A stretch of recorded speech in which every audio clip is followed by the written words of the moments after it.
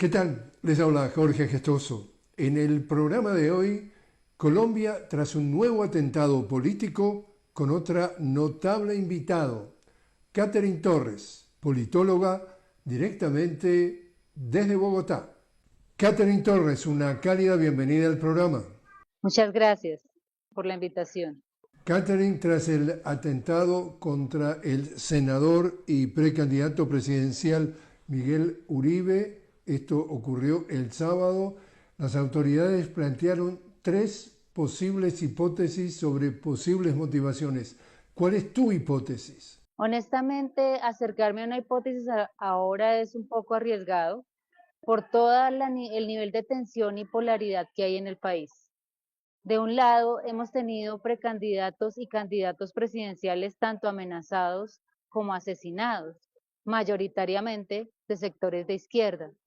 Un solo candidato ha sido asesinado de derecha, dos, con Galán Sarmiento, y realmente han estado distintas posibilidades. Una que ha tenido que ver con la presión del poder del narcotráfico en Colombia y otra producto también de la confrontación que ha generado un conflicto político, social y económico que está atravesando Colombia ya casi por 70 años y que necesita superar.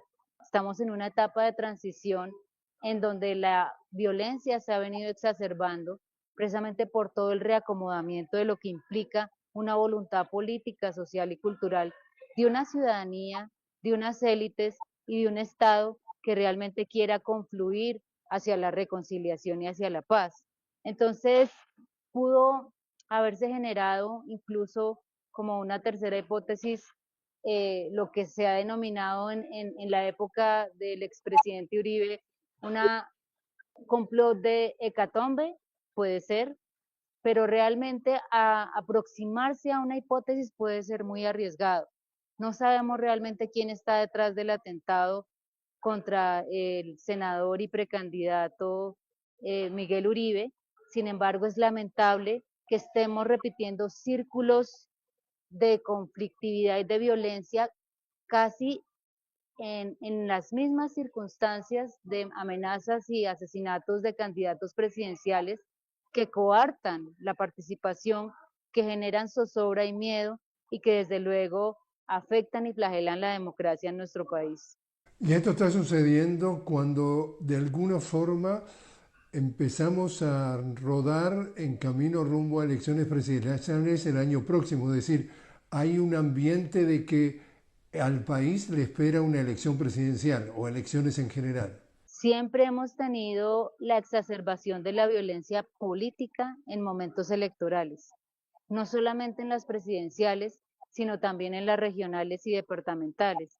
Y esto, de alguna manera, lo que muestra es la falta de tolerancia política y allí, de alguna manera, también es reconocer que el concepto de seguridad se queda corto si pensamos que la seguridad es el aumento bélico legítimo e institucional, como lo quieran llamar, del Estado, cuando definitivamente de lo que se trata es de que este país aumente las posibilidades de dialogar sus diferencias políticas que han tenido como una de las causas estructurales del conflicto armado, que generen una cultura política de inclusión, de tolerancia entre las distintas posiciones políticas que puedan haber y que esto, tanto en la forma de comunicarse en las redes sociales, también la grande responsabilidad de los medios de comunicación al comunicar las noticias, no exacerben aún más la violencia.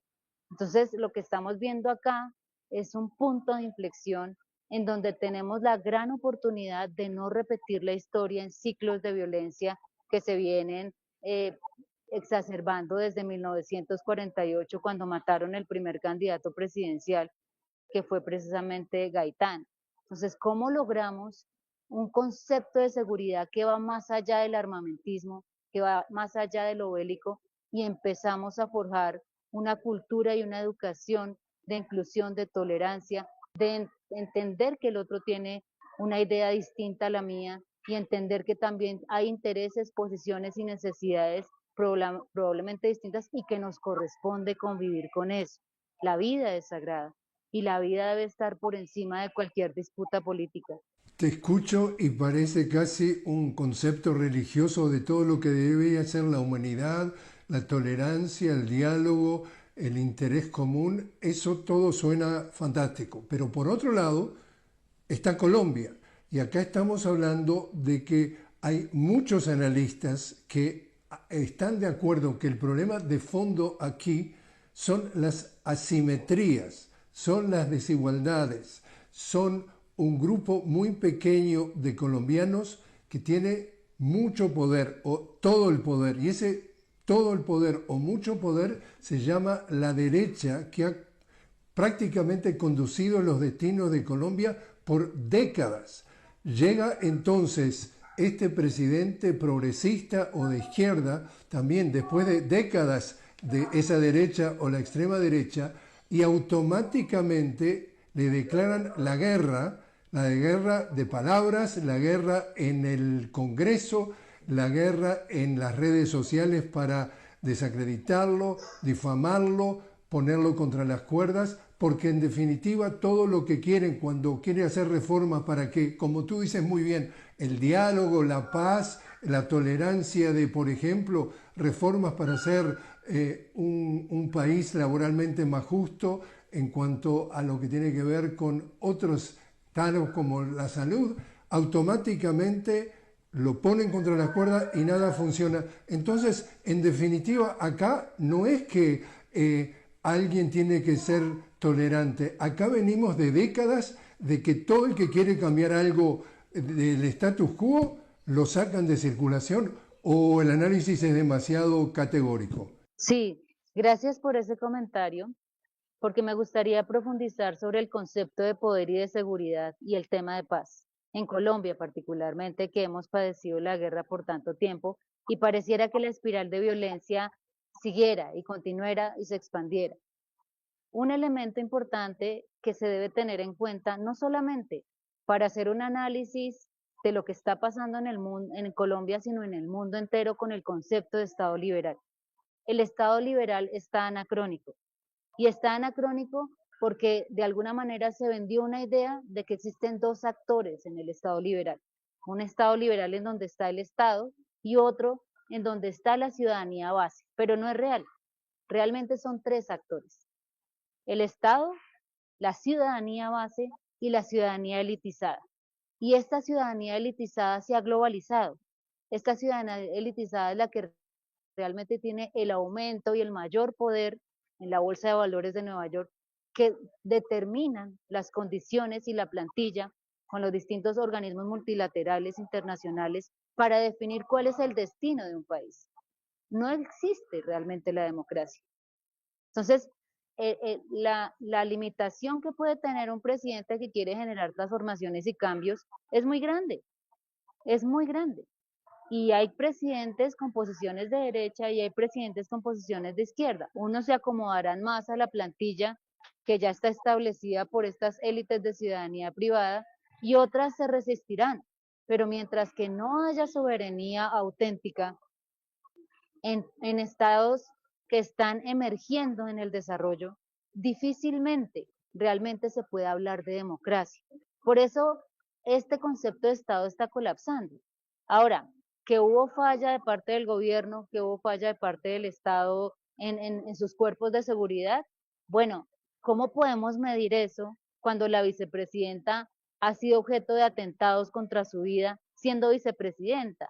En donde ni siquiera en el último atentado hubo un pronunciamiento de los medios de comunicación contundente. Entonces, ¿en dónde está el poder? ¿En dónde está el concepto de seguridad? ¿Quién realmente maneja el concepto de seguridad? Entonces siento que hay unos estados y gobiernos debilitados en donde realmente hay unas élites de ciudadanía privada que están decidiendo y que no sabemos a qué nivel están decidiendo, en donde el gobierno se queda no solamente de derecha o de izquierda.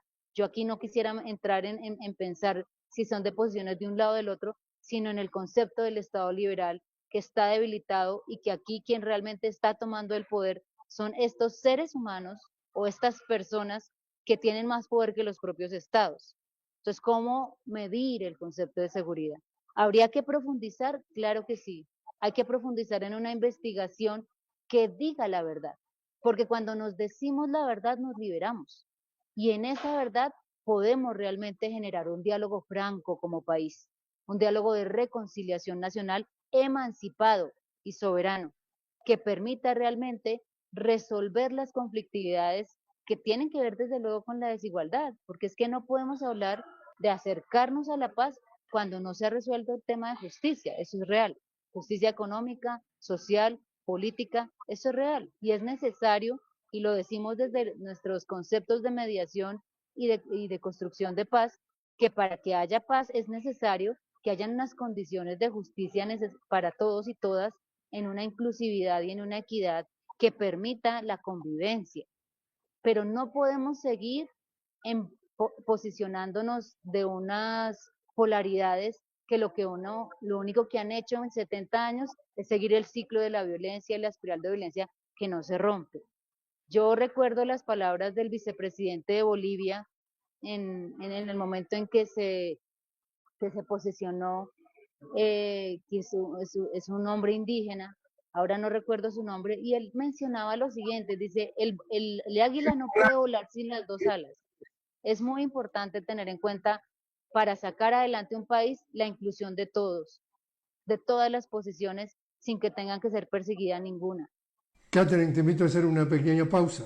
Estamos hablando con Catherine Torres directamente desde Bogotá sobre el panorama de Colombia tras el nuevo atentado contra la vida de Miguel Uribe, el senador y precandidato presidencial. Enseguida regresamos.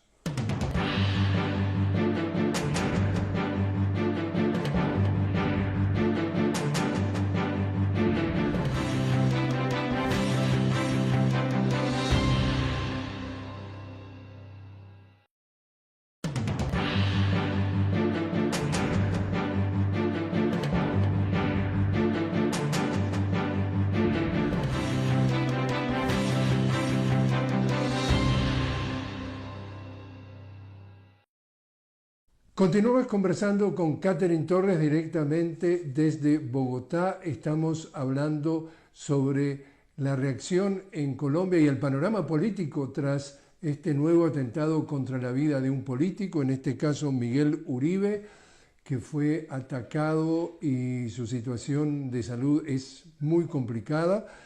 Catherine es politóloga y te quería preguntar entonces, Catherine, que tras el atentado a Miguel Uribe vinieron comentarios internacionales. Por ejemplo, María Corina Machado, una disidente venezolana que ha estado numerosas veces en Estados Unidos pidiendo incluso la intervención militar de Estados Unidos y promoviendo, claramente está probado, promoviendo justicia y violencia contra el gobierno de Venezuela, ella promoviendo la violencia, está ahora preocupada por la violencia de Colombia y también hubo reacción del secretario de Estado norteamericano Marco Rubio. Mi pregunta entonces es, sea de donde sean los comentarios, deberían, entre comillas, otros actores internacionales meter la cuchara en la vida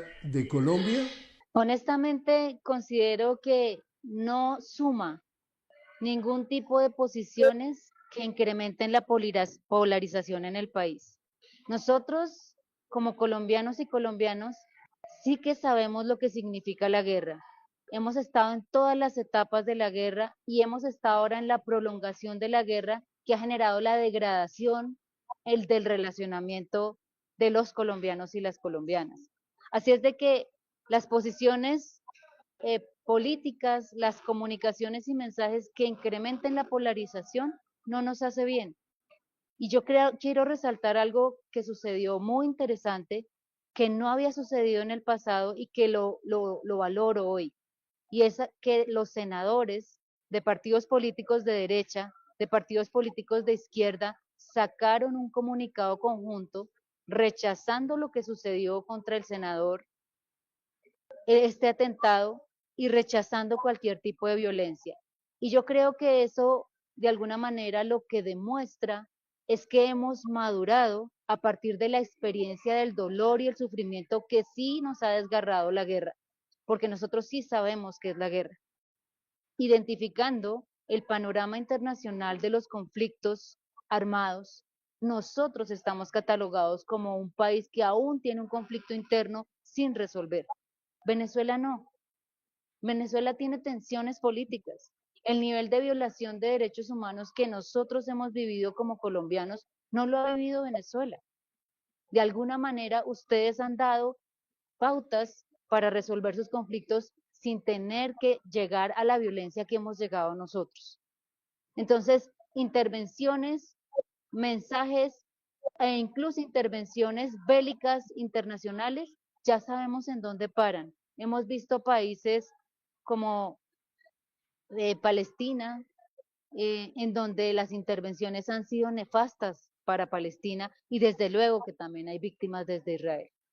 Esto lo único que genera es los réditos económicos de los señores de la guerra. Entonces no podemos seguir negociando y comerciando con las vidas humanas y aumentando la polarización para que este negocio de la guerra continúe.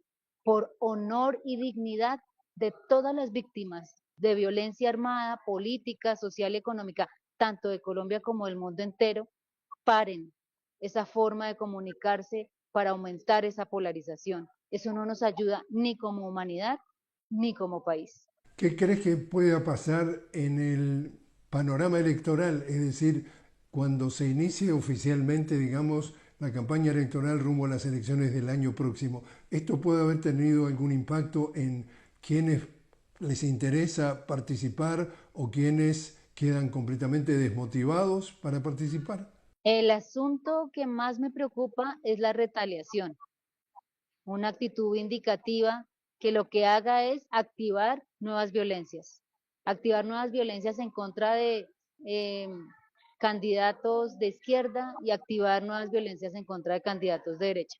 Quiero resaltar algo porque son los hechos. Aquí, mayoritariamente, quien ha sido perseguido y asesinado han sido los sectores de izquierda.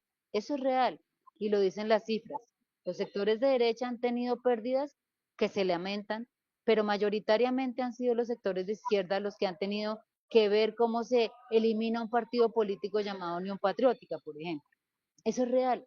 Entonces necesitamos superar ese pasado y necesitamos decirnos la verdad. Necesitamos decir qué es lo que le sucedió al país y hacer un gran acuerdo nacional de diálogo por una acción no violenta en la política. Pero aquí también tiene que salirse los intereses de la economía de la guerra, porque mientras que estén los intereses de la economía de la guerra, van a sacar cualquier pretexto ideológico para mantener la guerra en la política.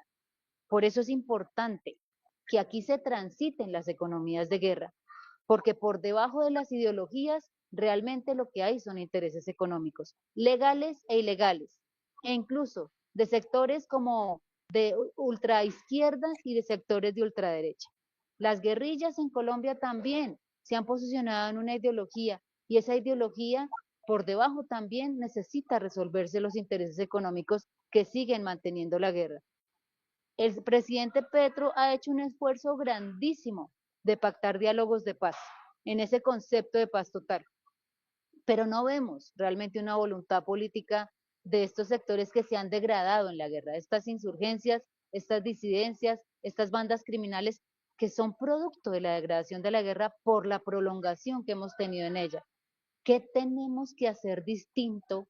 Le preguntamos al país, le preguntamos también a nivel internacional al mundo entero para que no repitamos la historia. ¿Qué estamos haciendo que hace que la historia se repita permanentemente?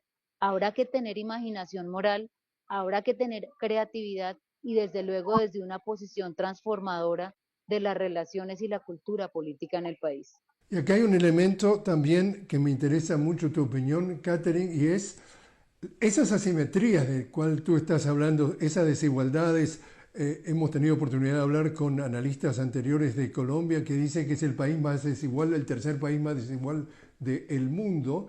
En esas asimetrías está el acceso a la información. Y acá estamos hablando de otro de los países latinoamericanos en donde los medios hegemónicos, los medios más vistos, están en manos de privados que representan no el interés en cuanto a información de la opinión pública, sino de las grandes corporaciones, los grandes temas económicos, financieros, los grupos también internacionales, cómo han venido manejando, digamos así, lo que es la presidencia de Petro, que las denuncias de Petro han tratado de darme un golpe que me vienen tratando de enlogar día a día desde que llegué al poder, y cómo están reflejando o están retratando este atentado, porque, y acá hago una desviación para nuestra audiencia que nos ve fuera de Colombia y sí en América Latina,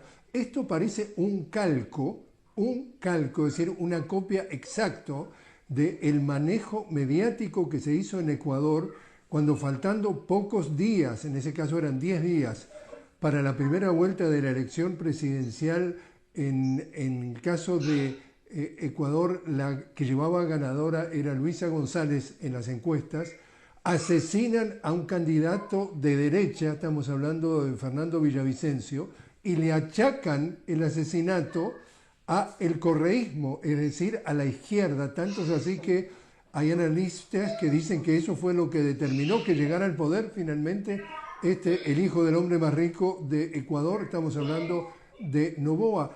Ya estos medios hegemónicos en Colombia están tratando de hacer la misma jugada, de achacarle a la izquierda o al progresismo o al presidente Gustavo Petro el intento de asesinato de un candidato de derecha. ¿Tú ves allí una manipulación de los medios en general para mantener al pueblo colombiano con el control de sus mentes a su favor? Quisiera mencionar sobre lo primero con relación a si efectivamente se trata de un complot de posiciones de ultraderecha o de derecha para, para generar una inestabilidad o disminución en las posibilidades que podría tener candidaturas presidenciales que sean progresistas o de sectores de centroizquierda o de izquierda.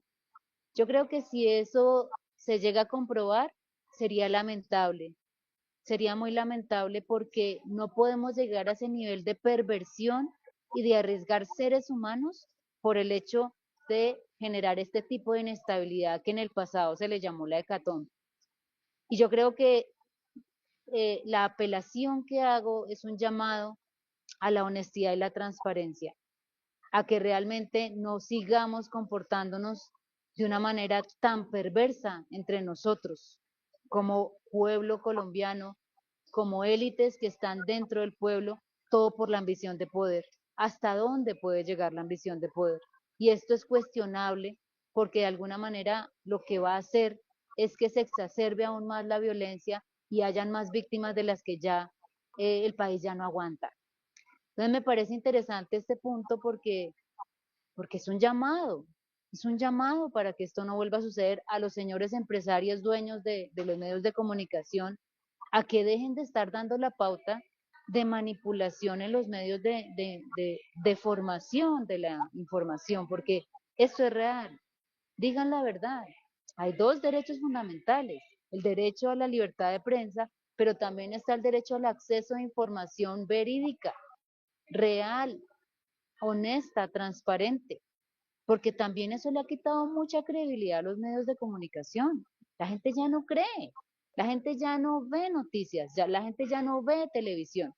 ¿Por qué? Está buscando otras alternativas porque saben y se sienten engañadas. Y esto no puede suceder. Hay una falta de legitimidad del Estado, una falta de legitimidad del empresariado, una falta de legitimidad en todo, pues que finalmente lo que nos está llevando a puertas es que probablemente vamos a tener que pensar en otro tipo de instituciones que realmente generen un posicionamiento ético con su labor. Y ahí es donde realmente podemos generar cambios sustanciales. No podemos seguir con los mismos modelos educativos, no podemos seguir con los mismos modelos de comunicación. Este cuarto poder que también ha transgredido las leyes en esas manipulaciones que ahora se vinculan con inteligencia artificial, con la virtualidad que también genera unas manipulaciones en los algoritmos, en la forma en que la gente concibe el mundo y se deja manipular a partir de mentiras. Nos pasó en el plebiscito también. Entonces, todo esto no puede seguir sucediendo y también llamamos a la ciudadanía a que hagan una conciencia de lo que están consumiendo en medios de comunicación y que también cuestionen. No puede ser que se digan medios oficiales cuando los medios oficiales están mintiendo. Sean de donde sean, la posición tiene que ser ética a la hora de entregar una información a la ciudadanía, al pueblo y a la humanidad. Catherine Torres, muchísimas gracias por estar con nosotros. Gracias a ustedes por la invitación. Que estén muy bien.